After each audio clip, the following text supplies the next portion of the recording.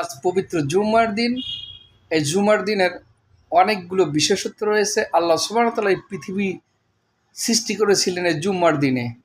তাই আমরা বিভিন্ন সমস্যার সম্মুখীন হয়ে আছি। বিভিন্ন লোক, কেউ রোগাক্রান্ত, কেউর ছেলে মেয়ে কথা শোনে না, কেউর স্ত্রী কথা শোনে না, কারোর জামাই পরকীয়া করে, কেউ অভাবে আছি, কেউ রুগ্ন আছি, বিভিন্ন সমস্যায় জর্জরিত আমরা।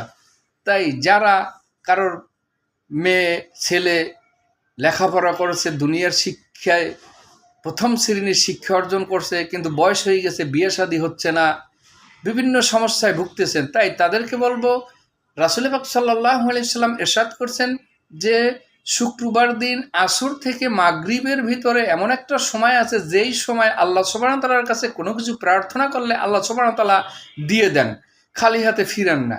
তাই শুক্রবার দিন, সেই জুমার দিন, আজকে আসর থেকে মাগরিবের মধ্যে আল্লাহ সুবহানাহু ওয়া তাআলার কাছে আপনার কাঙ্ক্ষিত চাওয়া পাওয়াগুলা, মনের ব্যথা বেদনা এবং আপনার